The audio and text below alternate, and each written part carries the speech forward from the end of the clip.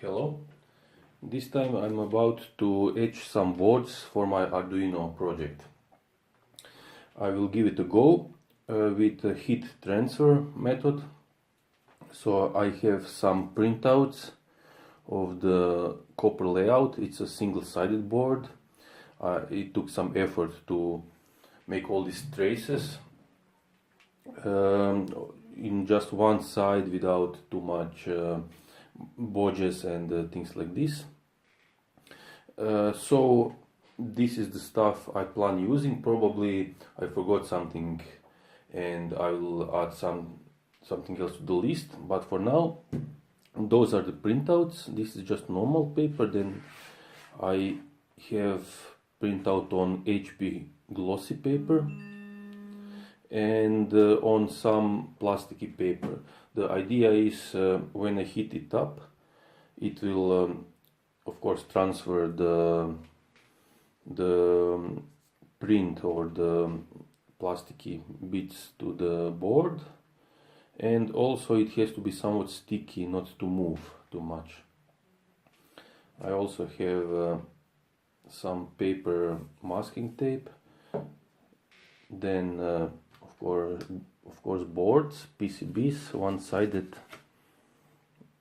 vitroplast type, some rulers, small ruler, some tool that I will use for cutting, bunch of cutting knives, a pen, permanent marker if I want to correct something, or Sharpie, how some of you might call it, chemical for etching. We'll see this one later. Bottle, that spray bottle, sanding paper, and plastic spray. If all goes well, I will use this to protect the board, like conformal coating of some kind, because it goes to a car. So let me get started on this. First of all, I want to cut the board, so let me measure it. This one should be 8 millimeters.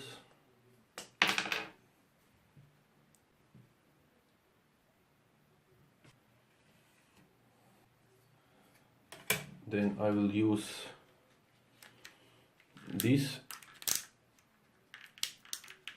to scorch it on one side and on another side, then hopefully I can break it. Needless to say, I never done any of this before.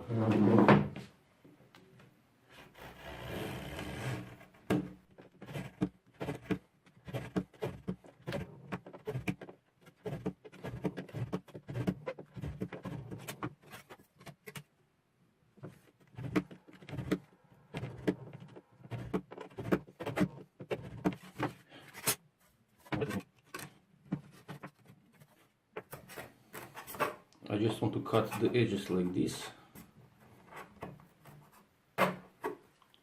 so I will see where it goes on the other side.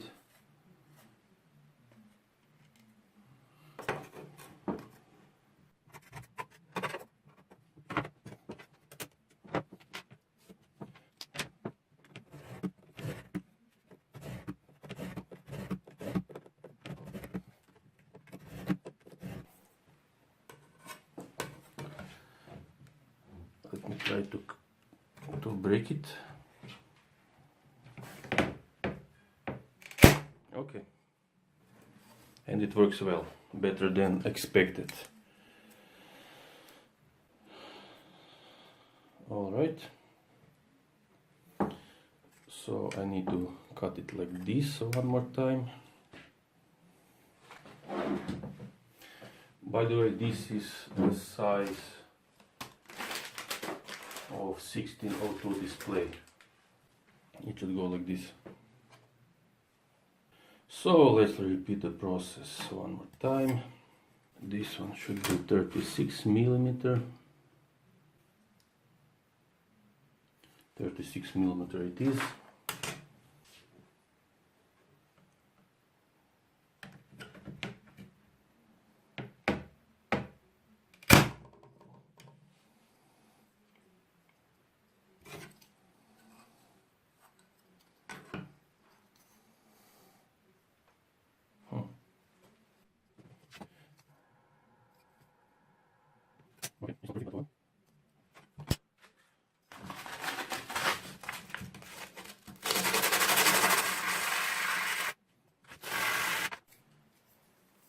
reasonably good. Probably better idea than measuring is to use the printout to determine the size of the board.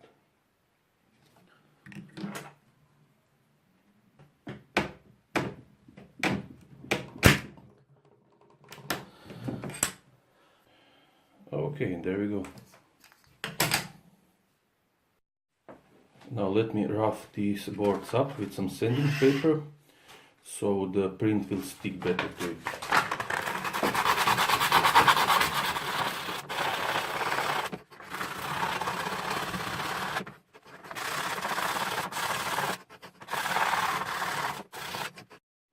So now I'll wipe it with some isopropyl alcohol.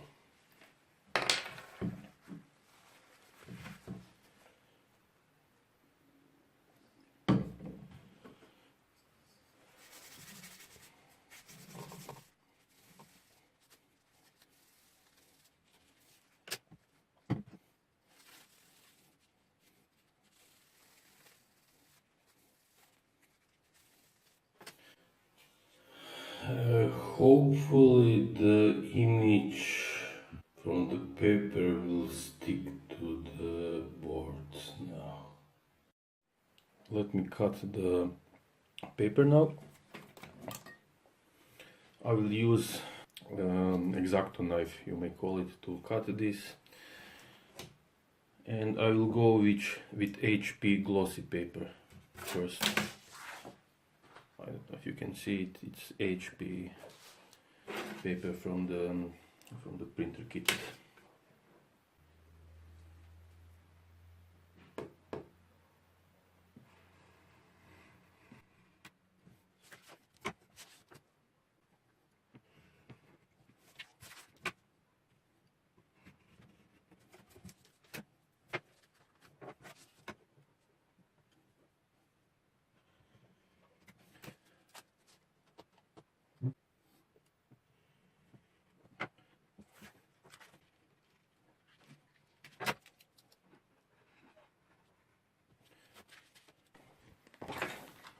So here we go.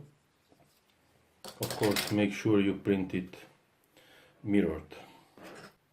Glossy paper is supposed to stick on the board, but just to be safe, of course you can do this in various ways. You can make the board larger, then tape this, then cut the board later, or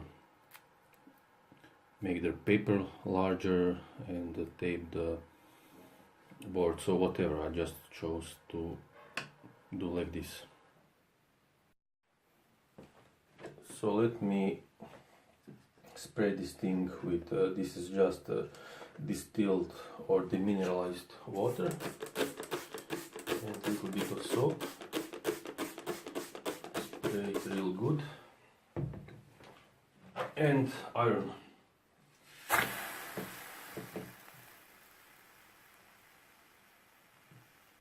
So glossy paper might not be the best solution.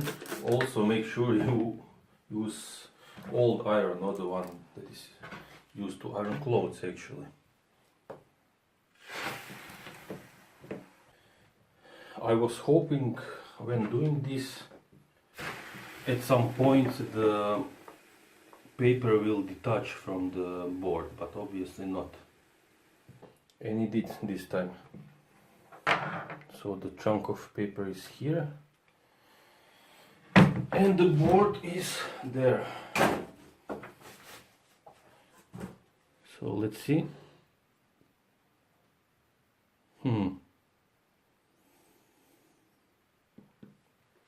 Yeah, the edges are not good.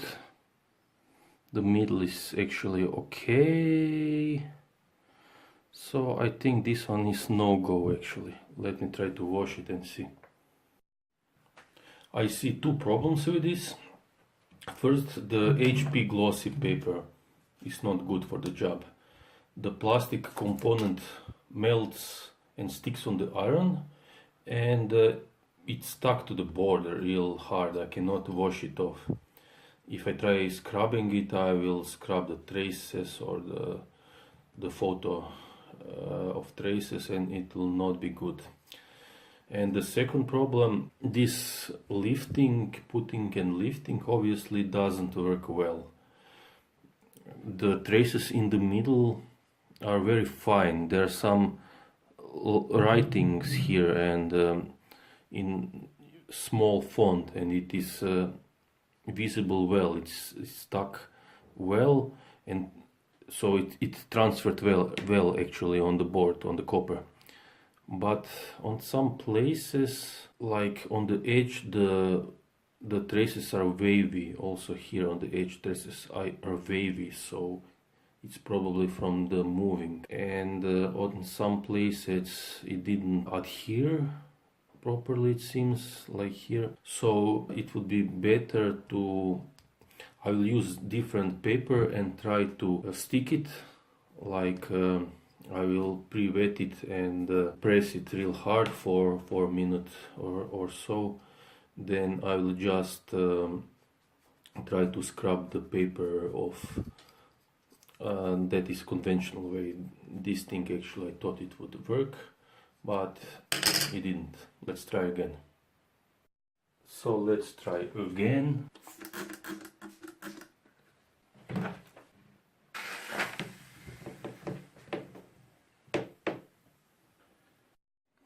It seems I finally have a usable board. I had to draw this part with a permanent marker, but those traces, you can see it, but that one was not difficult.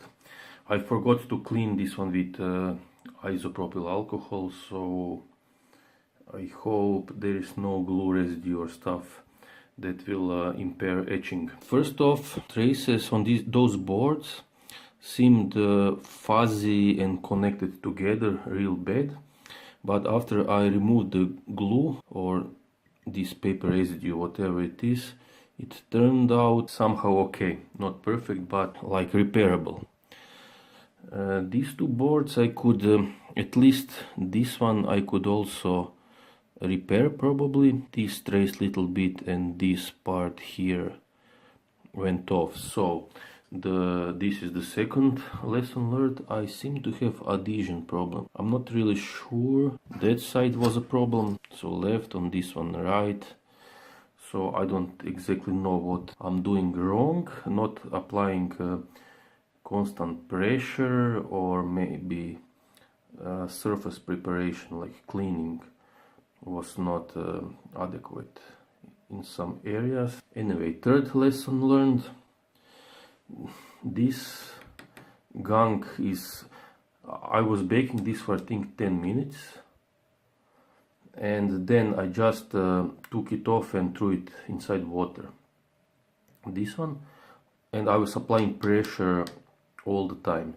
This one I applied pressure a little bit and just left the iron on by itself. I was not holding it down for the total time was 10 minutes, and then I left the iron on and left it to cool off naturally, and there is nothing stuck on the board. So this is the perfect way. I just peeled off the paper. This is the paper. You can see it is intact, and the traces that didn't stick to the board are visible here.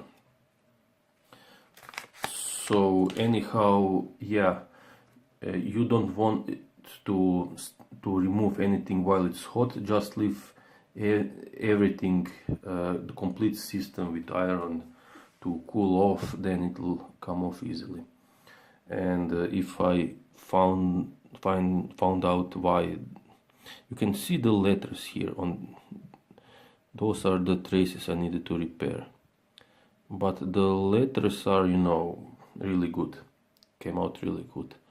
So I don't know why this adhesion problem is happening, but if I manage to solve this thing, this toner transfer method would work actually pretty well.